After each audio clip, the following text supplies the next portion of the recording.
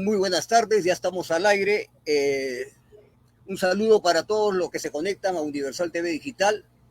El día de hoy tenemos una entrevista bastante interesante con el doctor Alejandro Narváez Liceras, con quien vamos a conversar temas como, por ejemplo, el sistema financiero, la situación de los bancos actuales, ¿no? El doctor Alejandro Narváez es doctor en Ciencias Económicas Empresariales por la Universidad Autónoma de Madrid, es profesor principal de Economía Financiera en la Universidad Nacional Mayor de San Marcos, es profesor asociado en la Pontificia Universidad Católica del Perú, ha sido profesor visitante de la Universidad Sorbona de París, de la Universidad Austral de Chile, de la Universidad Pacífico, entre otras. Es autor de varios libros y artículos sobre editados tanto en revistas peruanas y extranjeras indexadas. Entonces vamos a tener una entrevista muy interesante de nivel, como acostumbrados Universal TV Digital, y dejamos las cámaras para que el doctor Alejandro Narváez dé su saludo. Adelante, doctor Narváez. Hola, Pepe. Muchísimas gracias por invitarme. Yo encantado de poder conversar de los temas que acabas de plantear. El sistema financiero, el rol de los bancos, si están ganando o están perdiendo, cómo está nuestro sistema financiero. En este caso me refiero al sistema financiero peruano. Repito, con mucho gusto. Gracias por su saludo. Entonces vamos entrando ya al tema, ¿no? El Banco Central de Reserva actualmente, ¿no? Liderado siempre por el mismo presidente que está hace muchos años, que tal vez ya más de 10 años en la presidencia. 17 años. Y los informes que nos dan la prensa nos dice que está haciendo una buena gestión. Yo soy bastante crítico al respecto, siempre con 7 pies al gato, por más que está bien, pero hay cosas que no veo que están bien, ¿no? Si bien es cierto, ¿no? El Banco Central de Reserva pues maneja la masa monetaria, el encaje bancario, los intereses que van a cobrar los límites de los intereses, ¿no? Pero estamos con una banca que realmente a mí me preocupa, porque no está al servicio la micro. Ahora, si el tipo de interés lo regula el BCR, pero he escuchado por ahí algunos conocedores de que no es exactamente que el Banco Central de Reserva regula los intereses que cobra el banco. ¿Cómo la ve usted ese tema, doctor Narváez? A ver si nos explica, nos aclara, si el BCR regula, ¿no?, la tasa de interés referencial, pero los bancos cobran lo que la gana se les da. Y yo creo que con estos intereses, pues la micro y pequeña empresa, no creo que nadie se atreva a hacer préstamos a la banca privada. Explíquenos usted ese tema, doctor Alejandro. Sí, Pepe. Adelante. Bueno, primero habría que un poquito mirar a nivel macro cuál es exactamente el rol del Banco Central. En principio, el Ministerio de Economía y Finanzas es quien fija los objetivos macroeconómicos de un país. Detrás del Ministerio de Economía y Finanzas hay una serie de instituciones que tienen que remar en la misma dirección que la política económica que fija el MEP. Y una de las instituciones que tiene este rol de, entre comillas, arrimar el hombro para que se cumplan los objetivos macroeconómicos es el Banco Central. Y más concretamente, el Banco Central tiene un rol, diría, muy, muy importante en materia de política monetaria. El Banco Central, efectivamente, como lo ha señalado muy bien Pepe, fija la tasa de interés referencial, interviene en el mercado de divisas corrigiendo esas subidas y bajadas del tipo de cambio del sol con respecto al dólar, administra las reservas internacionales netas que tenemos en el país, luego fija el coeficiente de caja, etcétera, etcétera. Pero son básicamente estos 4 roles que le compete al Banco Central de Reserva. En resumidas cuentas, que creo que es lo más importante en este momento, que la gente lo conozca, lo sepa, es que fija la tasa de interés referencial, lo que también se conoce como tasa de interés interbancario, ¿no? En este momento estamos en una tasa de 7,75%. Es una tasa bastante alta si tomamos en cuenta cómo está nuestra economía. Ese es el precio en dinero actualmente, de 7,75%, es lo que va durante este año. Bueno, estas subidas que se han dado en los últimos meses, básicamente durante el año 2022, ha sido con el propósito, según lo que dicen los directivos del Banco Central, y más concretamente Julio Velarde, es para combatir la inflación, para que los precios no sigan subiendo, y que con eso pudiera de alguna forma ayudar a la gente, porque la inflación afecta a la economía de las familias más, digamos, menos favorecidas. Entonces, este es un poco el rol del Banco Central. Pero, pues esos objetivos de intentar ayudar a la gente, de intentar evitar que no haya una recesión económica, pues no han sido cumplidas. La economía peruana durante el año 2022 entró en una profunda recesión. Los datos están ahí a la luz de todos. El último informe del Instituto Nacional de Estadística en nuestro país señala de que nuestra economía durante el año 2022 ha crecido en torno a 2,86%. Eso es técnicamente recesión, a pesar de que la tasa de interés ha ido subiendo, la inflación se ha mantenido en elevadas tasas. Por ejemplo, la inflación se cerró el año pasado en 8,76, 8,96%. Estos son cifras oficiales, Pepe, podían ser más. Esas son las estadísticas que nos ofrecen. Y uno cuando compara con el mercado, es decir, con el mundo real, uno tranquilamente podría sacar otras conclusiones. Que pareciera ser que no hay una correlación directa entre lo que están los precios en los mercados y lo que las cifras oficiales conocemos o publican habitualmente.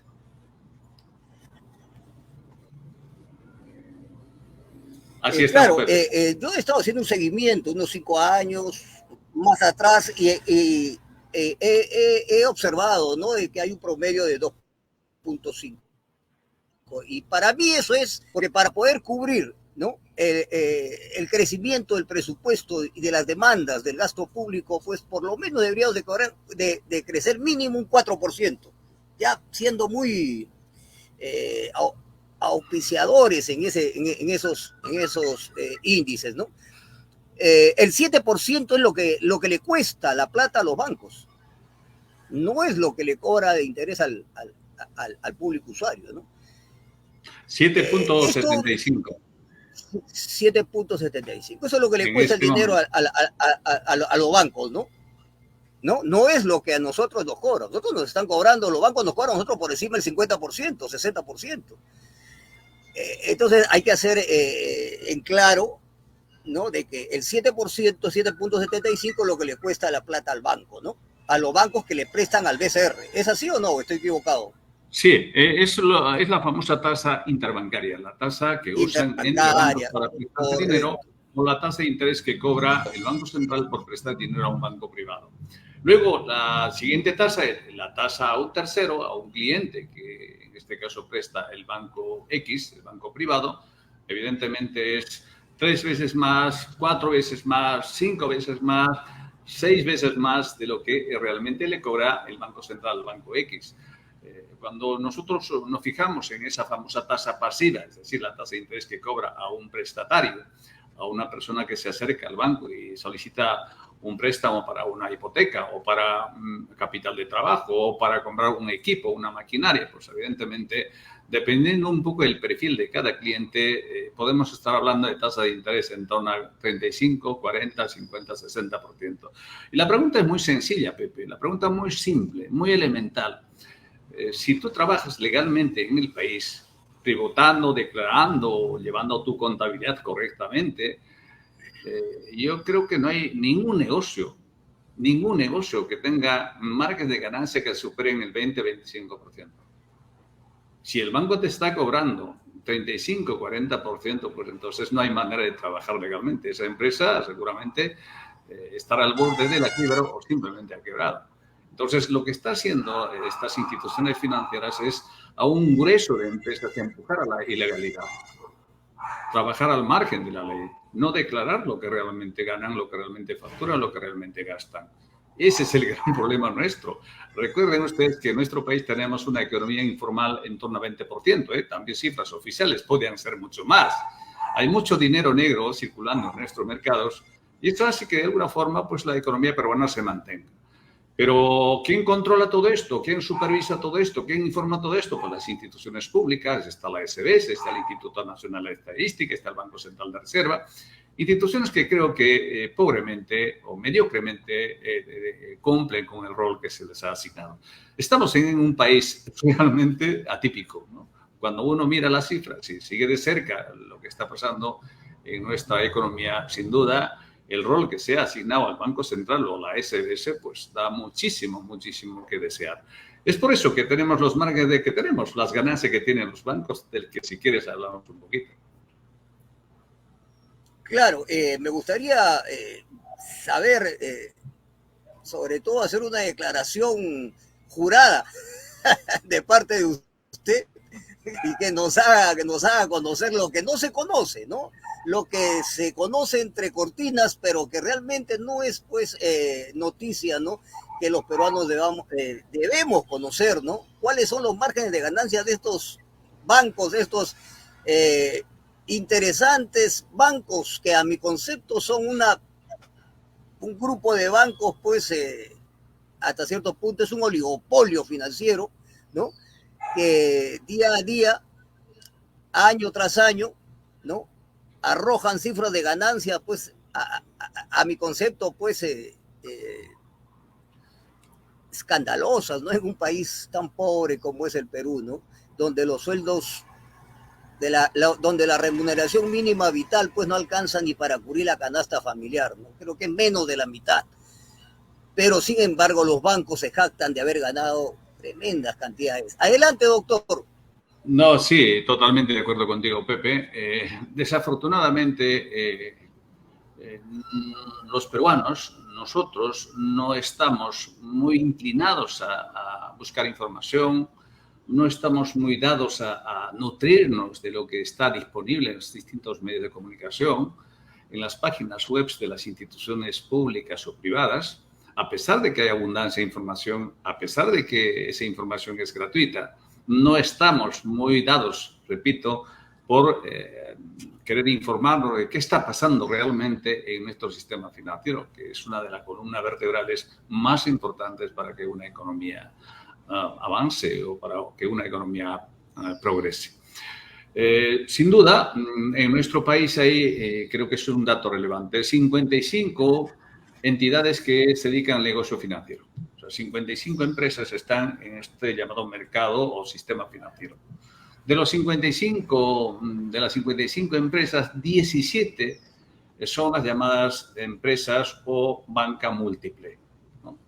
Y de esas 17, las que controlan el 85% de ese mercado financiero son 4. Es lo que acaba de decir, un oligopolio auténtico. No se mire por donde se mire, estamos ante un oligopolio en nuestro sistema financiero. ¿Y cuáles son los que lideran o los que forman parte de ese oligopolio? Pues está el Crédito, está el Continental, está el Interbank y está el Scotiabank. Los 4 bancos se reparten la torta del 85% del mercado de nuestro país. Y los resultados son extraordinariamente espectaculares. Yo decía en un trabajo que yo publiqué recientemente, de que el año 2022 ha sido un año atípico, diría un año anómalo, como dicen algunos, ¿no? En el que las ganancias han sido realmente espectaculares, jamás vistas en la historia de los bancos que haya ganado el año pasado. Entonces uno se pregunta, ¿cómo puede ser posible que haya habido tanta ganancia en un escenario en el que hubo mucha inflación, tasa de interés subiendo, una economía en recesión, y por otro lado, familias que no podían cumplir sus compromisos financieros, familias que no podían llegar al fin de semana con sus remuneraciones, en un país donde hay tanto desempleo? Sin embargo, los bancos han ganado como jamás habían ganado. Entonces, los montos realmente son espeluznantes. Cuando uno mira sus indicadores, y esa información que está disponible, repito, Pepe, que esto es públicamente disponible. Eso es información que estamos dando. No estoy aquí emitiendo una opinión. Es información que está en la SBS.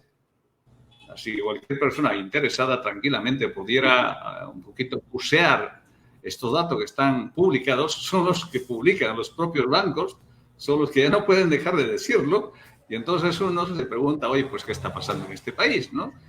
¿Cómo puede ser posible que el incremento promedio de ganancia con respecto al año 2021 fue más o menos 25%? Exactamente 24.03% fue el incremento de ganancia neta, de utilidad neta, esa torta que se va a repartir entre los accionistas como dividendos, se ha incrementado en 24.03% el año 2022 con respecto al ejercicio 2021.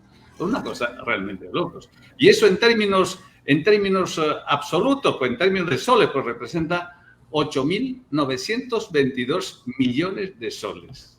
Es una cantidad impresionante de dinero que han ganado los bancos. Repito, en un escenario de recesión económica, en un escenario de tasa de interés en subida, en un escenario de inflación, en un escenario de crisis política, crisis social. O sea, los únicos que han ganado de todo esto, evidentemente, gracias a la benevolencia, gracias a esa ayudita, entre comillas, que eran los bancos centrales subiendo la tasa de interés. En ese escenario estamos, Pepe.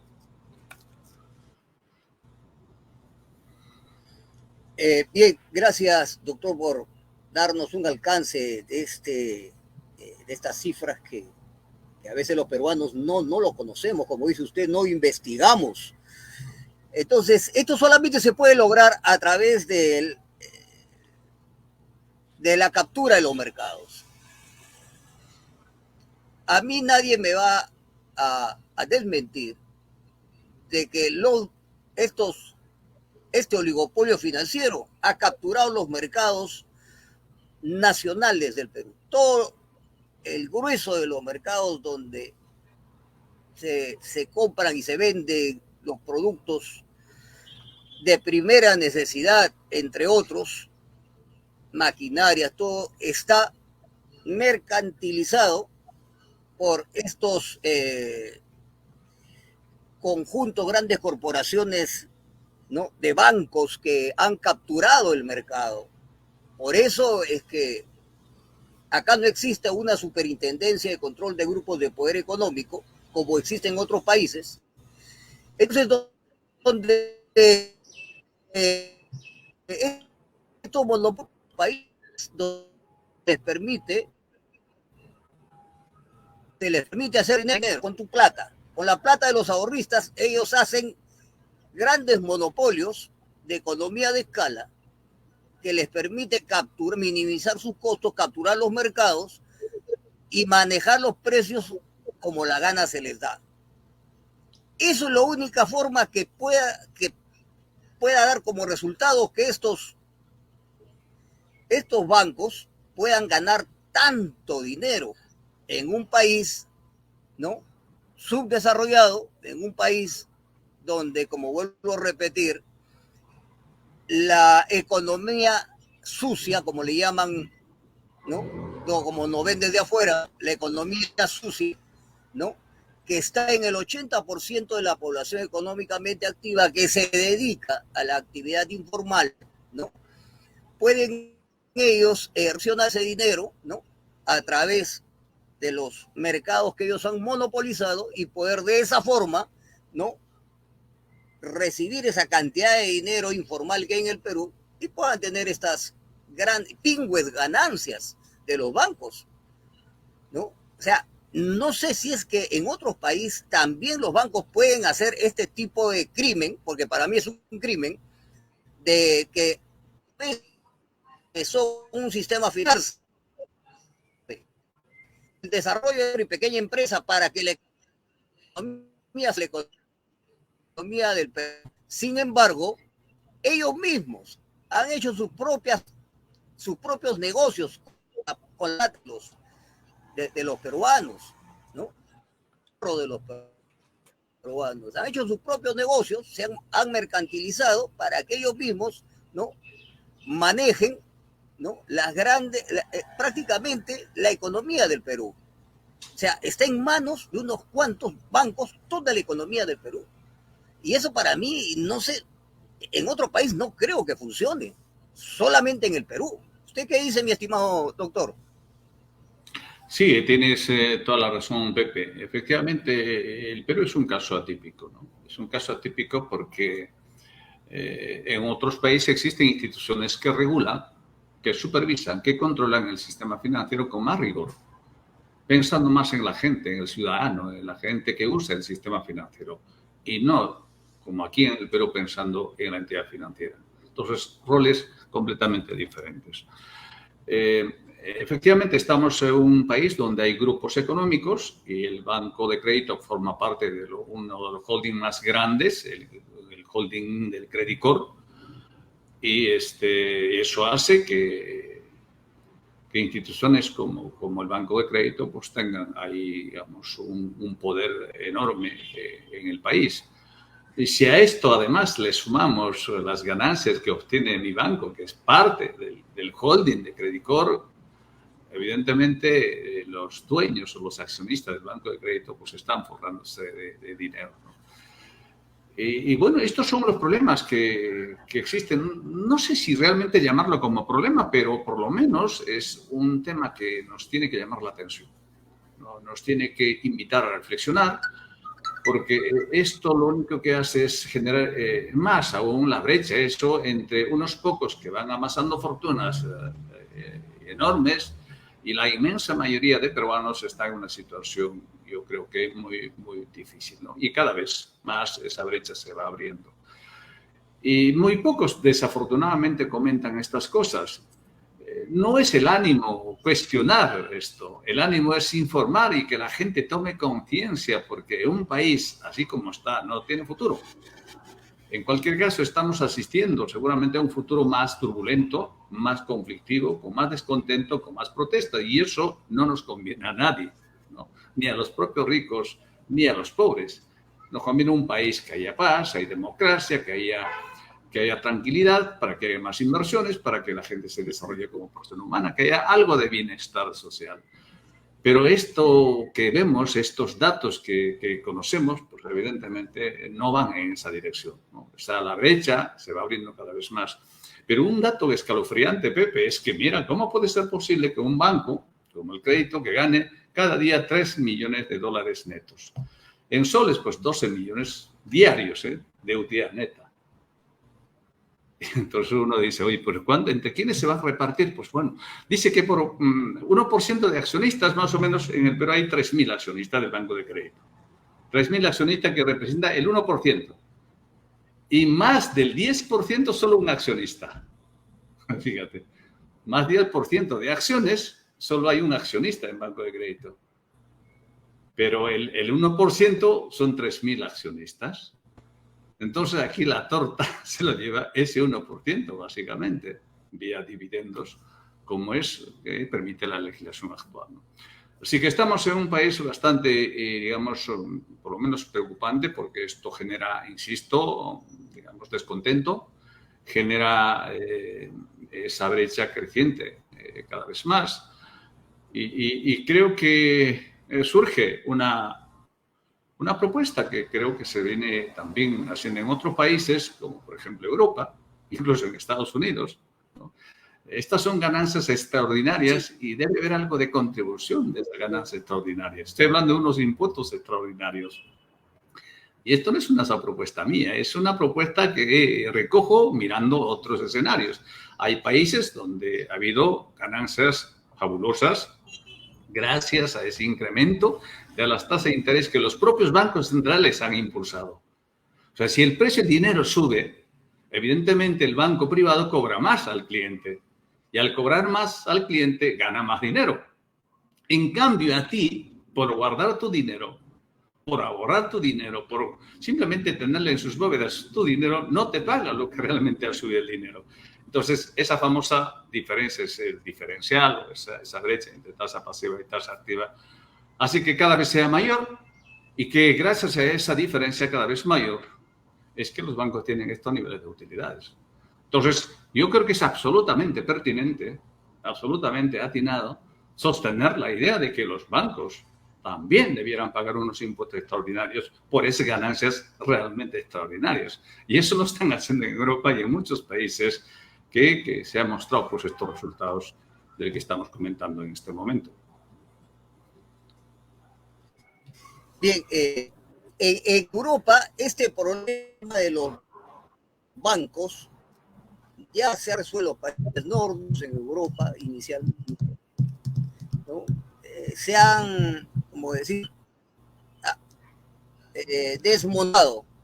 Pero Milton Friedman, el padre de la economía liberal moderna, dice que el Banco Central es uno de los problemas que impiden el desarrollo de la economía de un país. ¿Cuán de cierto es eso, mi estimado doctor? Yo creo que el Banco Central juega un rol que no necesariamente se corresponde con los objetivos de desarrollo de un país. Los bancos centrales se han endiosado en los últimos tiempos. Los bancos centrales pareciera que tienen la llave del progreso o el atraso de muchos países. Los bancos centrales en muchos casos se han convertido en obstáculos, ¿no? Bajo este manto de autonomía, los bancos centrales pueden subir el precio del dinero o bajar cuando quieran.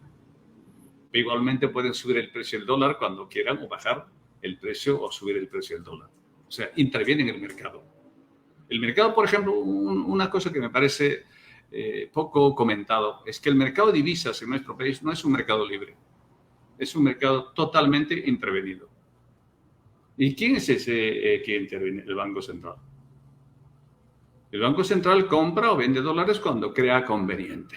Según ellos, cuando el tipo de cambio sube o cuando el tipo de cambio baja. Entonces, aparentemente, corrige con esa intervención porque ellos, según ellos, pues a priori fijan tasas o tipo de cambio entre unos rangos mínimos y rangos máximos, y cuando el tipo de cambio se supera esos rangos, pues interviene comprando dólares o vendiendo dólares. Eso es un mercado intervenido, no es un mercado libre. Uno, el Banco Central pone el precio al dinero. ¿Por qué el Banco Central tiene que poner precio a mi dinero? ¿Eso qué es? El mercado de dinero es un mercado donde pues, el precio del dinero sube y baja. ¿Y cuál es ese precio? Es la tasa de interés. Y el Banco Central dice, no, hay que subir la tasa de interés o hay que bajar la tasa de interés. El Banco Central fija todo eso. Entonces, por eso el banco está poniendo el precio a mi dinero, a tu dinero. Porque según ellos, la tasa de inflación es una variable que hay que combatir. Pero ¿quién provoca la tasa de inflación? ¿Quién lo causa la tasa de inflación? ¿Por qué la tasa de inflación en nuestro país y en el mundo entero se ha disparado? Porque los propios bancos centrales se han encargado de fabricar tanto dinero y colocar al sistema.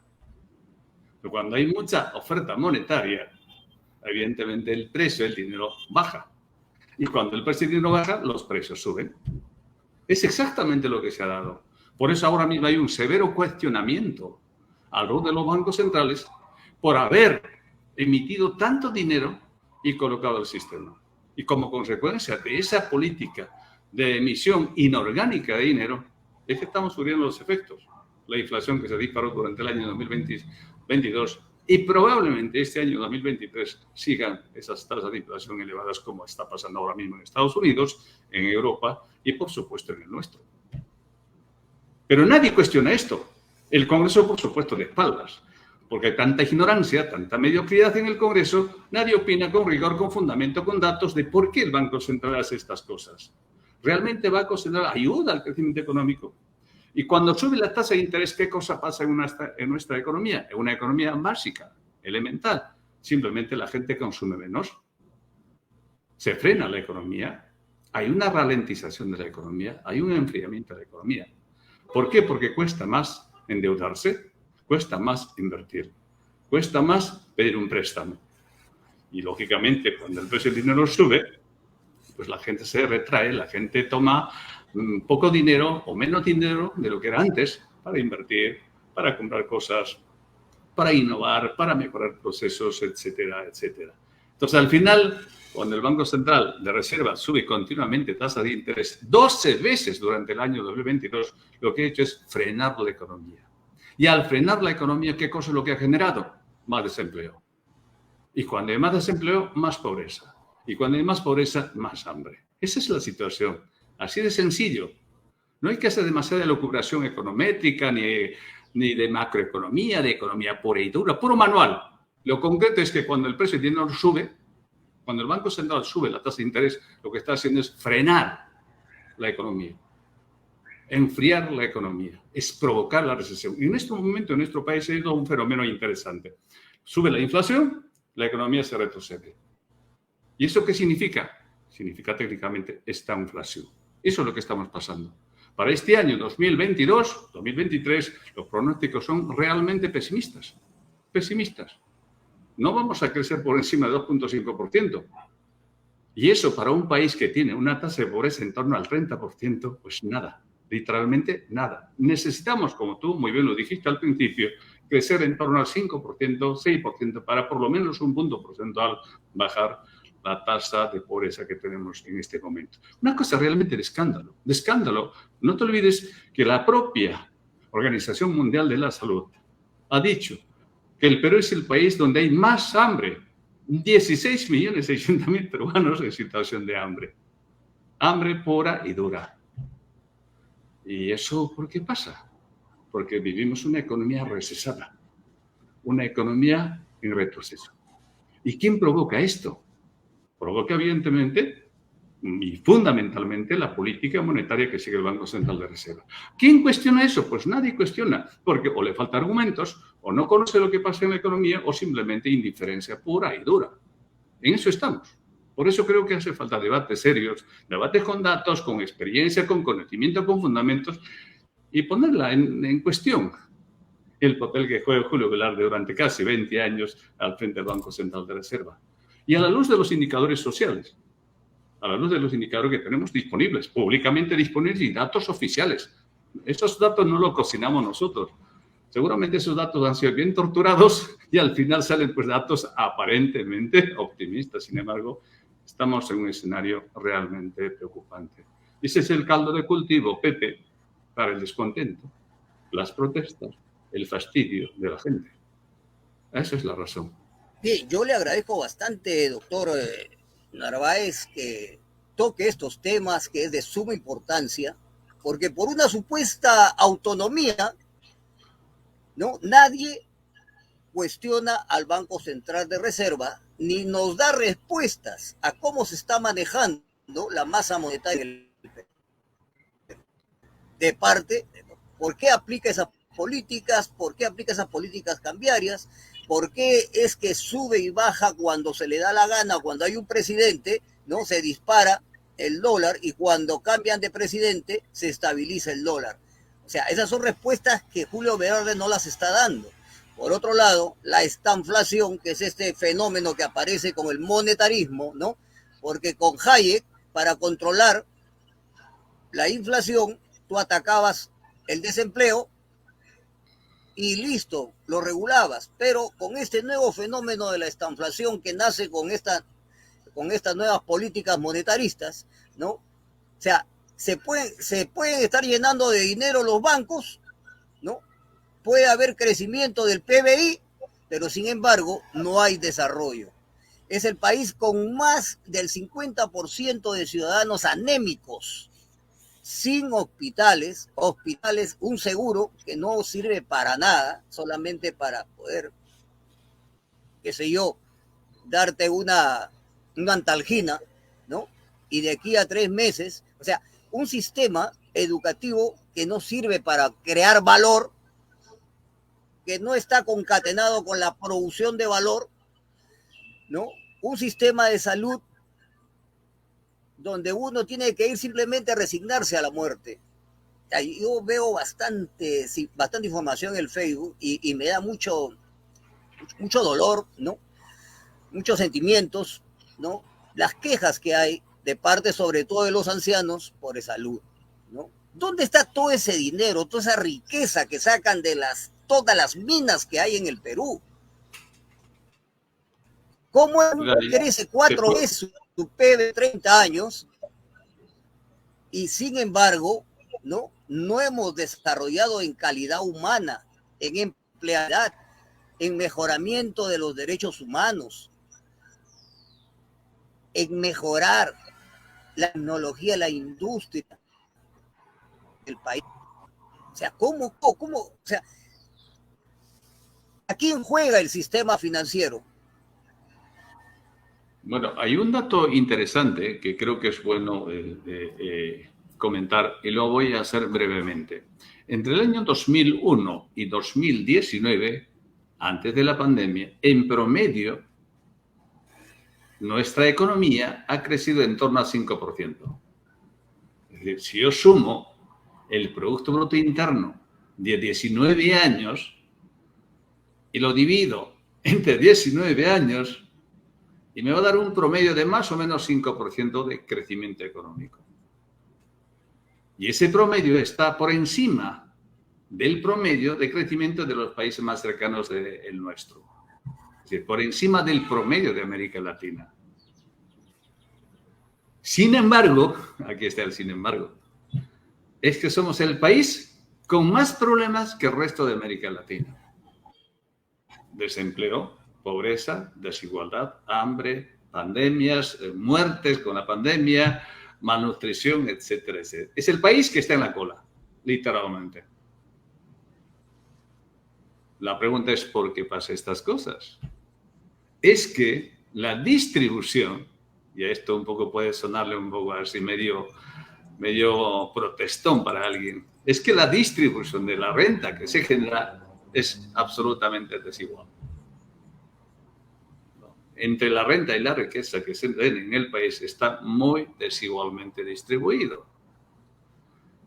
Es que por eso hay algunos economistas equivocados, economistas que se han quedado un poco en la cuneta, se han quedado en el siglo XX, en el siglo XIX algunos, siguen sosteniendo de que aquí lo que importa es maximizar el Producto Bruto Interno, es decir, maximizar el crecimiento económico. Eso es una condición necesaria, pero no suficiente. Aquí lo que realmente importa no es el PBI.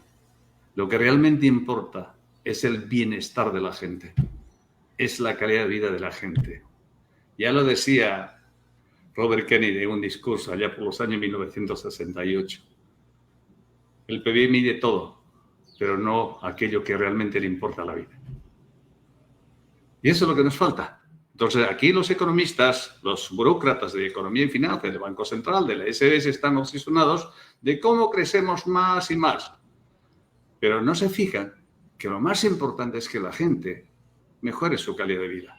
Entonces, uno vuelve a la pregunta anterior. ¿Cómo puede ser posible si en Perú hemos crecido en promedio 5%, sin embargo tenemos problemas estructurales, sociales tan profundos, muy por encima de otros países de nuestro entorno más cercano? Y la respuesta es muy sencilla. Es que hay una distribución absolutamente desigual. Los ricos son cada vez más ricos y los pobres son cada vez más pobres.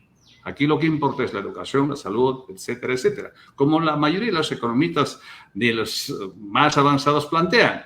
Uno de los economistas más, digamos, críticos de la forma como se maneja la economía, de la forma como se endiosa el PIB es Joseph Stiglitz, Premio Nobel de Economía. La propia OCDE. Hace 12 años atrás la OCDE está preocupado y cuestiona severamente de que la forma como se está midiendo la economía de los países no sirve. Y ponen en la batería, ponen en la mira a la forma como se mide el crecimiento económico, en este caso el Producto Bruto Interno.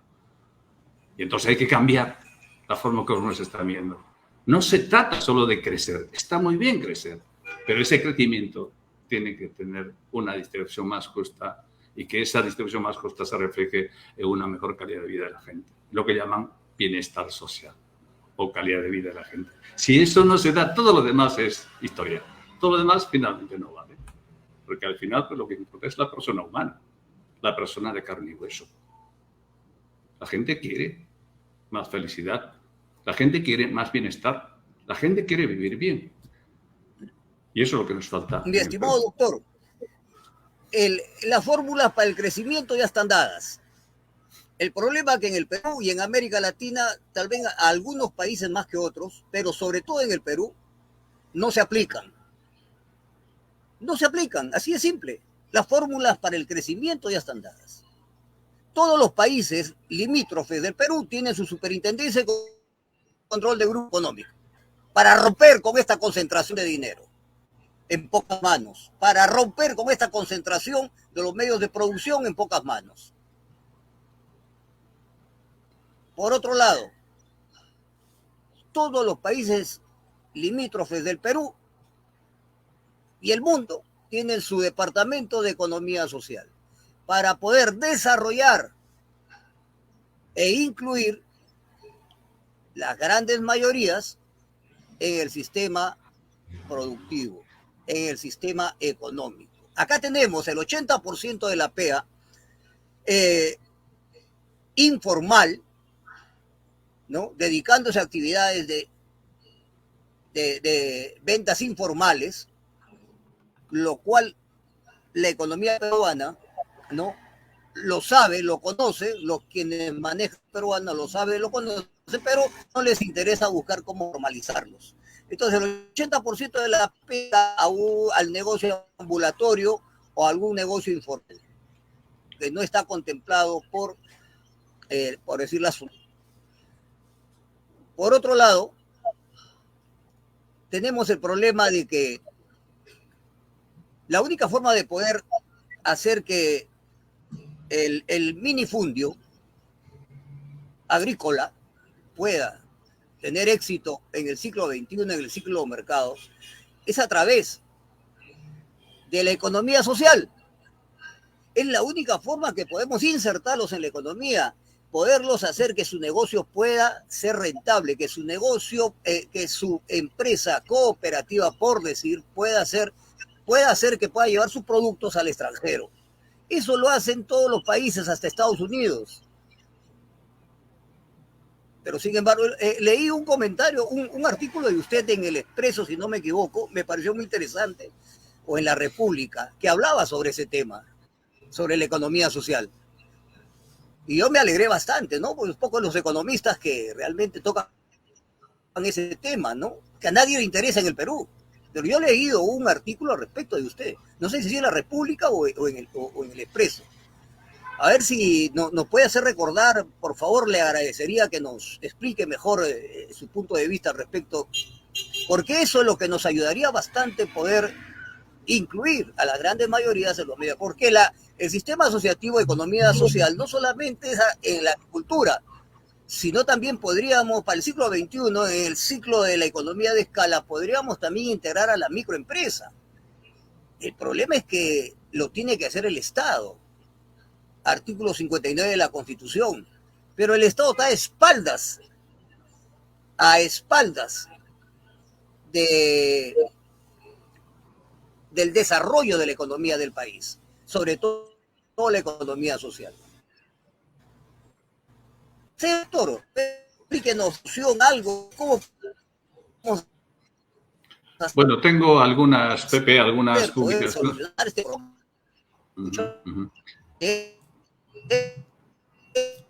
he podido, no sé si en el Expreso de la República, a ver si nos hace recordar. Gracias. Bueno, tengo algunas, Pepe, algunas publicaciones en algunos medios, algunas en La República, en el Diario 1, incluso en El Comercio alguna vez publiqué. Y quien tiene interés sobre esto está en mi página web personal, alejandronarvaez.com. Ahí encontrarán mis últimas publicaciones. Habitualmente pongo en debate temas de coyuntura, ¿no?, temas emergentes, porque me preocupa, me interesa y creo que también es parte de mi contribución como académico, como profesional al debate, abrir caminos, abrir brechas sobre temas que preocupa.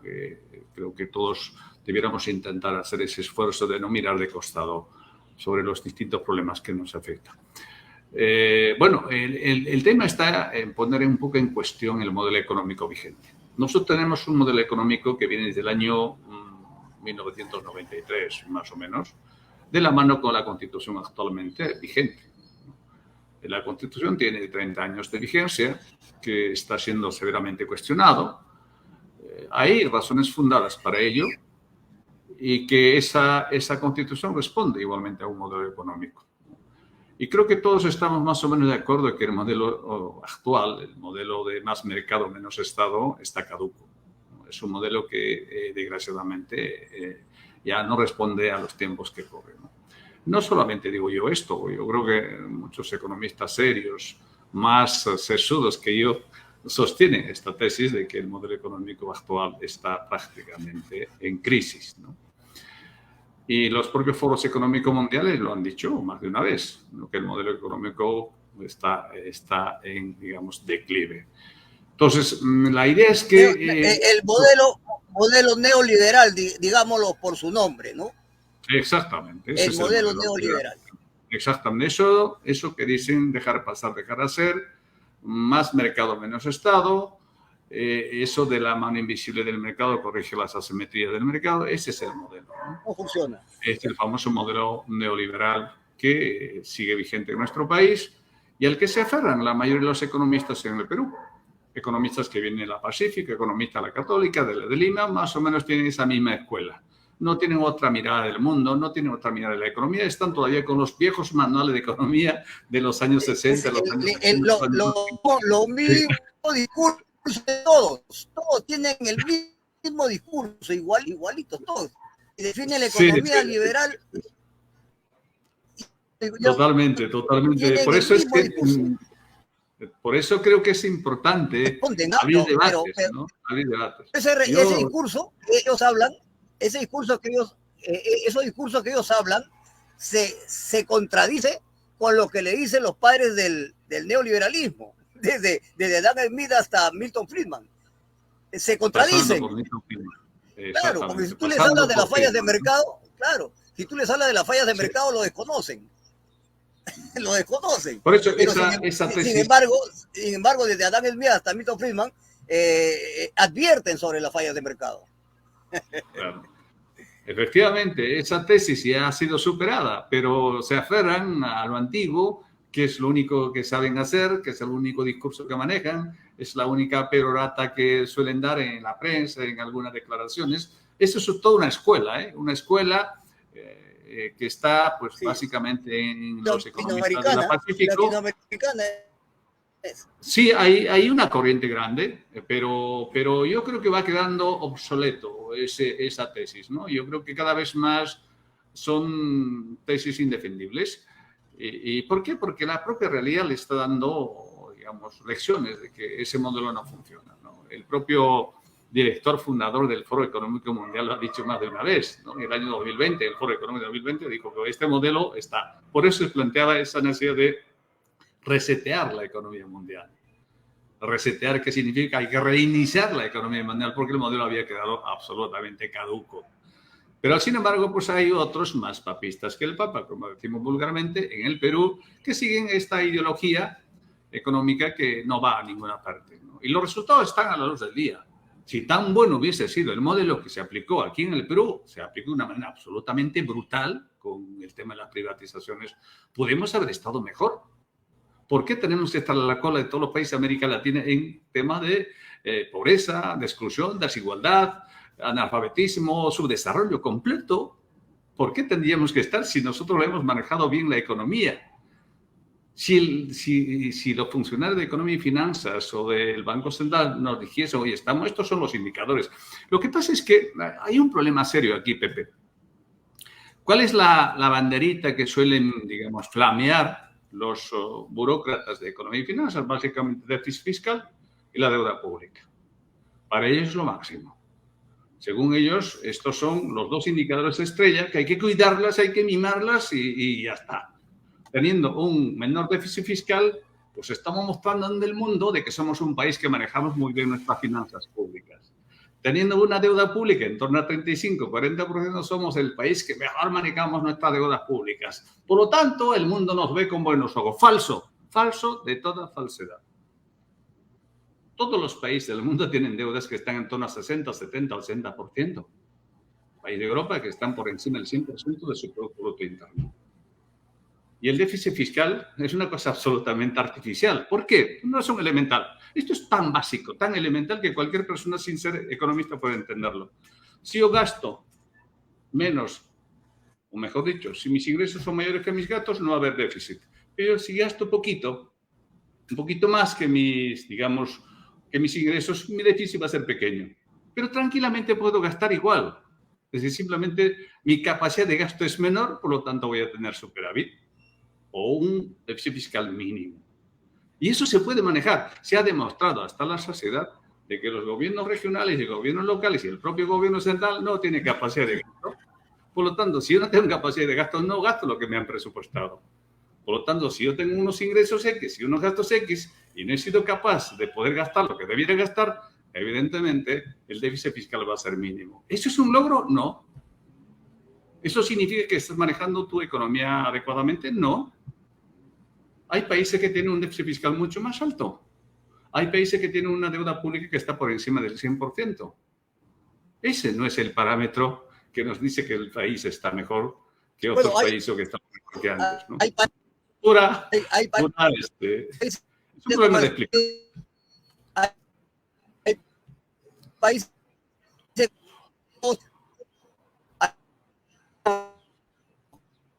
están endeudados siendo moneda por la alta velocidad con que ellos producen y le dan vuelta a su economía.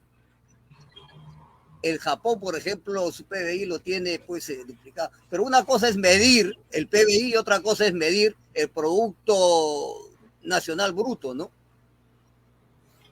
Bueno, esos son... O el Producto Nacional. Claro, es que todo esto está muy bien, ¿no? O sea, lo que cosa es de tu casa es... Tienes un problema de audio, Pepe.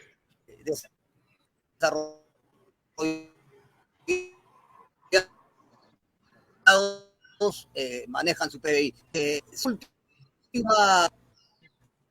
Su última parte a Hilario Rosales, el mayor Hilario Rosales. Voy a terminar, Pepe, simplemente agradeciendo a Universal TV porque creo que está generando espacios de reflexión, de reflexiones profundas, espacios de debate, espacios en los que planteamos puntos o temas para la agenda nacional, ¿no? Si de alguna forma un medio, una prensa alternativa como Universal TV pone estas cosas en discusión, es una valiosísima contribución. No hay debates sinceros, hay mucha hipocresía en los medios oficiales, no hay fundamentación de lo que se dice, no hay rigor en lo que se plantea, no hay ideas nuevas. Seguimos con el viejo discurso, yo creo que poco podemos avanzar. Por eso, enhorabuena que haya espacio de este tipo que nos permita abordar, insisto, con cierto rigor, con datos, con fundamentos, con, digamos, seriedad. A partir de ahí surgirán ideas para ir corrigiendo esto que decía, las asimetrías sociales que hay en nuestro país. Muchísimas gracias, Pepe.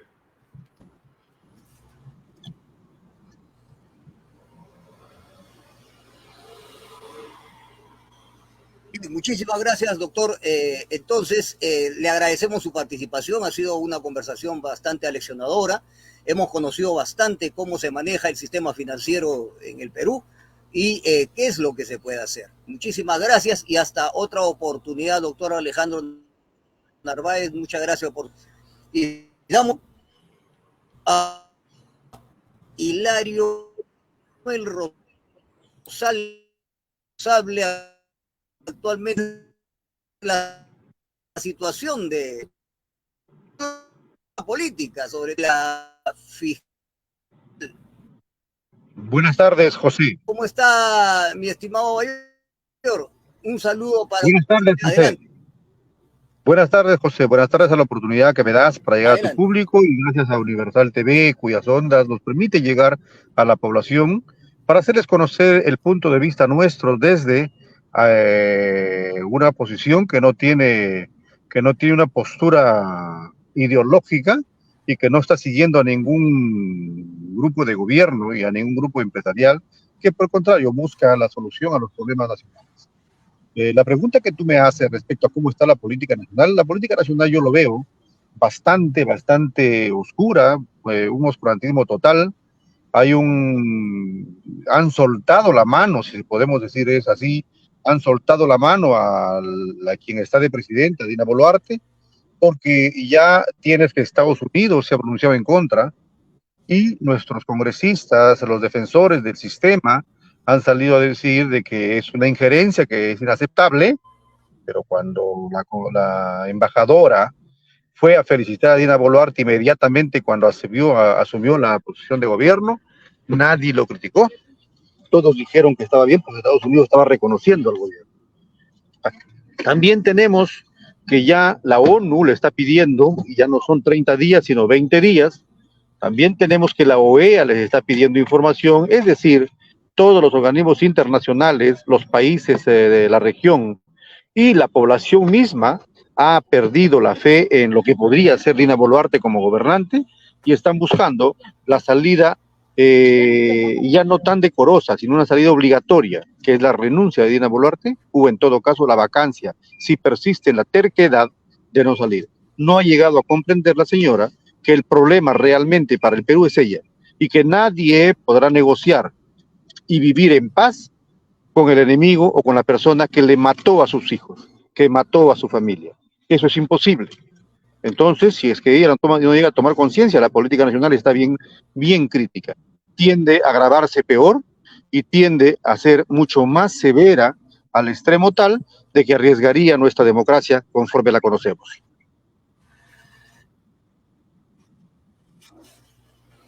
Bien, mi estimado Hilario, el tema va también porque se han iniciado las investigaciones.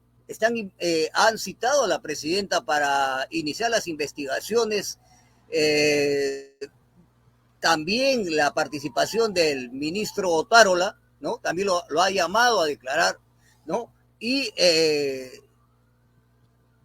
es lo que han hecho como respuesta? Lo que han hecho es hacer una ceremonia, ¿no?, de entrega, ¿no?, del mando de las Fuerzas Armadas, ¿no?, a la presidenta Dina Boluarte.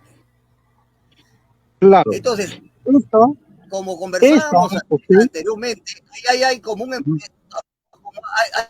desconocimiento, un enfrentamiento a las investigaciones que está haciendo el Ministerio Público. ¿No le parece a usted? Sí. Esa es una bravuconada propia de un ignorante. Ignorante en el mejor sentido de la palabra, ignorante por desconocer. Cree que porque las Fuerzas Armadas y la Policía Nacional muestran su subordinación, cree que puede mantenerse en el poder, y eso no es cierto. Quienes se subordinan, quienes se van y juramentan, y quienes van y le entregan el bastón de mando a la señora, no son los que se encargan del campo, son los administrativos, son aquellos que son líderes porque el Estado lo ha impuesto su liderazgo. Le han dado galones y se han convertido en líderes. No son líderes naturales. Los líderes naturales están abajo, están en el pueblo, están con la gente. Son aquellos que en algún momento le tendrán que decir basta ya, y con todo y aquellos que le han dado el bastón de mando, lo van a dejar de lado. Hay que tener en cuenta también otra cosa, que esta es una payasada que se ha hecho. Esta palabra tengo que emplearla desgraciadamente porque no existe otra palabra para definir lo que están haciendo. La presidenta de la República, sea quien fuera, por mandato constitucional, es la jefa suprema de las Fuerzas Armadas y la Policía Nacional. Desde el momento que ingresa como gobierno constitucional, asume la jefatura de las Fuerzas Armadas y a que le entreguen el bastón de mando hoy, mañana o pasado es irrelevante. Ella sigue siendo la jefa antes, durante y después, hasta el día que lo saquen. Lo que han hecho ha sido, a puertas de una marcha, a puertas de un reclamo, presentarse como que las Fuerzas Armadas lo están respaldando y tengan cuidado porque nosotros matamos. Eso tampoco resulta efectivo, toda vez de que los que han matado, que han sido incautados, han sido sorprendidos, incautamente han caído. Ellos ahora van a terminar presos porque ya Otárola está ensayando la salida. Ya está diciendo nosotros no hemos mandado a matar.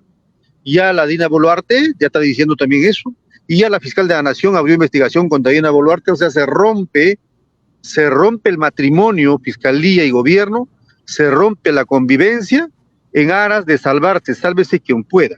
La denuncia ha sido presentada contra la presidenta de la República contra sus asesinos ministros, o sea, y contra la fiscal de la Nación por omisión de deberes funcionales. Cuando estaba el anterior gobierno, si es que se le caía un piojo al suelo, se le hacía una carpeta fiscal. Inmediatamente se hizo carpeta fiscal. Y salía muy oronda la fiscal de la Nación, una de las involucradas en el caso de los cuellos blancos, por las llamadas a Camayo, que son 6 más o menos llamadas que tiene. Entonces, esta señora salía y anunciaba que ha abierto una carpeta fiscal, otra carpeta fiscal, feliz de la vida abriendo carpetas fiscales contra el anterior gobierno. Esta señora, que está en el gobierno ahora, ha asesinado en Andahuaylas, en Ayacucho, en Puno, en Juliaca, ha asesinado en Arequipa, en Cusco, en Ica, en La Libertad, y ni una carpeta fiscal abierta. Entonces nos hemos visto obligados a denunciarla y a ella y a la fiscal de la Nación. Entonces la fiscal de la Nación, la única forma de salirse del medio es denunciándolo, abriendo la investigación a la presidenta. Pero eso no fue todo. Lo que a la gota que derramó el vaso es que las organizaciones de derechos humanos se han pronunciado preocupados contra lo que está pasando en el Perú.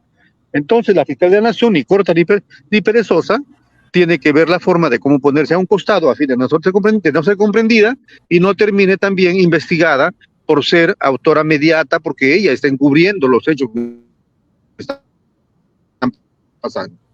Es decir, un gobierno criminal con mi estimado Hilario, mi estimado Hilario, para poder hacer un diálogo más fluido, las denuncias que usted ha presentado han llegado hasta la derechos humanos, ¿no? Y yo creo que en el motor es que se están pronunciando las instituciones supranacionales y están presionando, creo que por ahí va la cosa, están presionando al Ministerio Público. Déjame terminar esta idea, hermano. Los ministros... Trate de ubicar mejor su cámara, por favor, mi estimado, porque se le ve el ojo nada más. Y para hacer una mejor transmisión hay que ubicar bien su cámara. Ahí está mejor. Trate de ahí, de ese punto, no moverse para enfocarle bien. Si no se le ve la mente,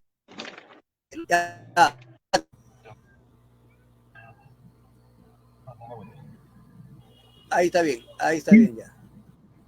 José, yo te estaba explicando el porqué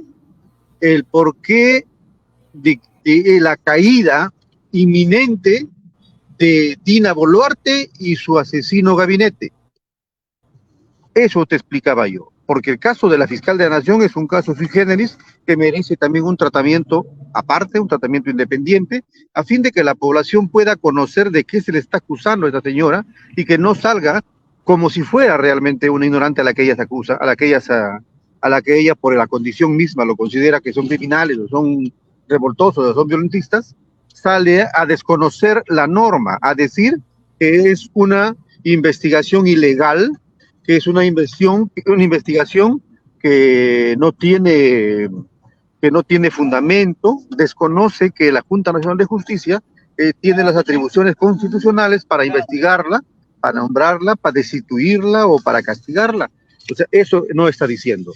Son atribuciones constitucionales que no se les antoja a los integrantes de la Junta Nacional de Justicia. Están escritos y la señora, que es fiscal de la Nación, así como atropelló los derechos de otros tantos, hoy tiene que esperar que la Junta Nacional de Justicia haga las investigaciones que corresponde y establezca las responsabilidades si las hubiera. ¿Cómo que las hay? O sea, esta ya no es una Junta Nacional de Justicia que ha llegado y ha ingresado a destruirla. Es la Junta Nacional de Justicia que le sirvió a ella para ingresar al Ministerio Público. Es aquella que le permitió a ella ubicarse y endiosarse como tal y hacer lo que ha hecho. Fue una fiscal que ha dedicado su vida y su trabajo exprofesamente a terminar con el gobierno de Castillo. Bien por ella, lo hizo lo que tuvo que hacer, cumplió con su rol. Pero ojo, que el hecho bueno que tú hagas de ninguna manera soslaya la cantidad de hechos malos y peor aún los hechos de encubrimiento, hechos criminales en los que ha incurrido. Esto está para rato y la responsabilidad se tiene que encontrar.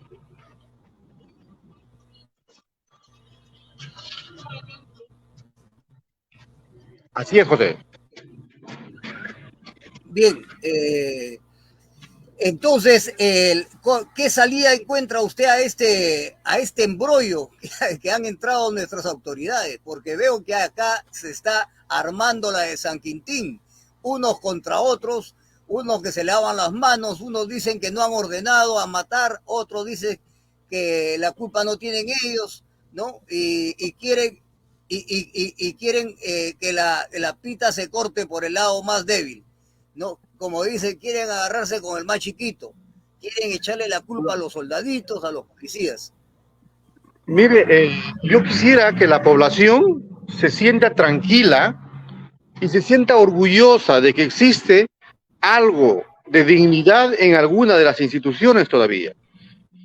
Cuando ellos salen a desconocer que tuvieron responsabilidad en las muertes, cuando buscan que la pita se rompa por el lado más débil, lo que están diciendo es, tienen razón en la denuncia que han hecho.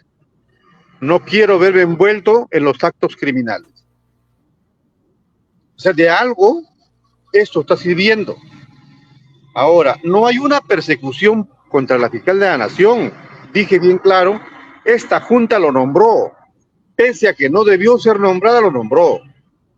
La señora es objetivo que tiene 6 audios con Camayo, el operador de los cuellos blancos. No nos olvidemos que los cuellos blancos no es una investigación que se hizo por tráfico de influencias, es una investigación que se hizo por tráfico de drogas, favorecimiento de los jueces en el tráfico de drogas. Esa es la investigación que se hizo.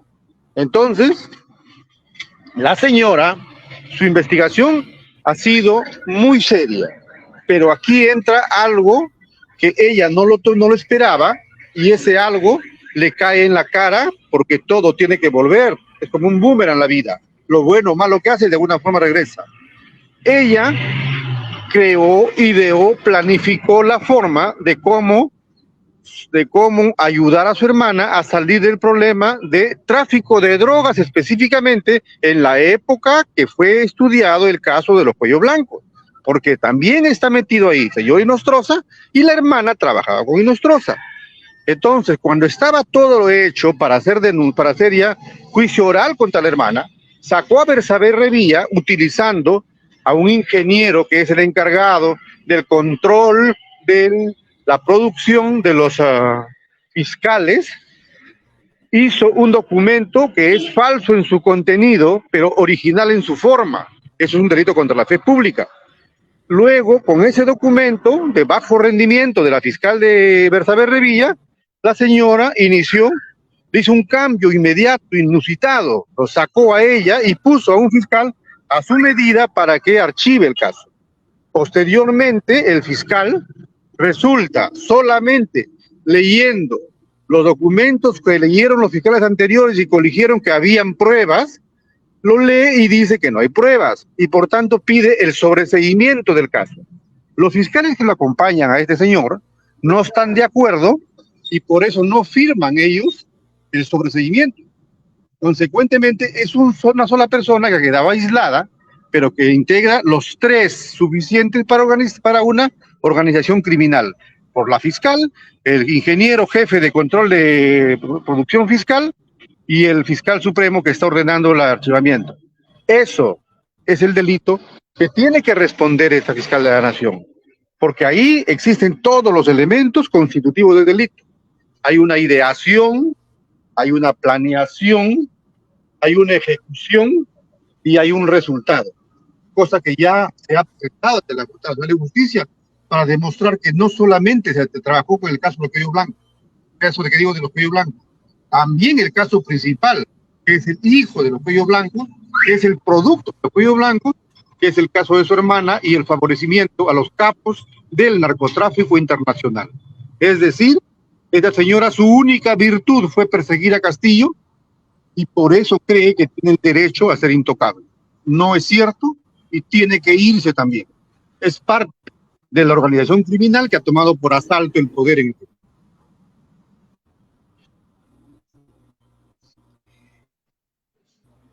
Ahora están buscando buscando hasta la tesis y no lo encuentro.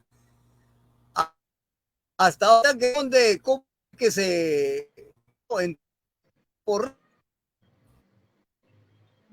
no te oigo, han José. pedido los tesistas que antes la defendían, ahora están pidiendo a la SUNEDU donde No te oigo, José, por favor repíteme. su audio. Sí, yo también lo escucho entrecortado. Sí, Creo que ese tema, estoy lejos de Lima por razones familiares, mi madre está delicada, pero no dejo de activar el tema político porque es interesante ir conociendo cómo se viene desarrollando diariamente la situación política en el Perú, y sobre todo aquella donde participan los que han tomado por asalto el poder y están haciendo con él lo que se les viene en gana. para terminar, mi mayor,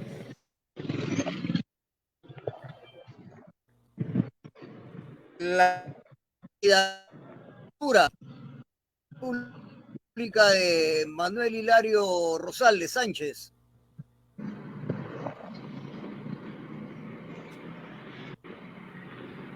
Pregunta, no sé si me copia. No sé si me está escuchando. No sé si me está escuchando. Hola. No te oigo bien, José. Perdóname, y para la audiencia le pido que me disculpen. En realidad, el servicio de Entel no es tan bueno que digamos, y tenemos estos inconvenientes. Sin embargo, estoy siempre del lado de la gente que está sufriendo. Prefiero 1000 veces yo estar apoyando a la gente que reclama un derecho, antes que, aunque sea un minuto, apoyar a quien lucha para proteger sus gollerías. El Perú debe cambiar y la obligación generacional es nuestra. Trabajemos por ello, todos juntos lo vamos a lograr. Bien. Entonces, ya para ir terminando, mi mayor Hilario Manuel Rosales Sánchez, ¿qué posibilidades hay para la candidatura a la presidencia de la República de Hilario Rosales? Estamos formando un partido político que se llama Partido Político Independiente. Ya. Y esto, el día de mañana, el día lunes a las 5 de la tarde, tenemos una reunión con los líderes nacionales y por tu intermedio invitamos a todos los líderes que quieran ser socios fundadores de un partido, que no ayuden a formar un partido, que formen el partido, que sean socios de este partido para que sea diferente a todos.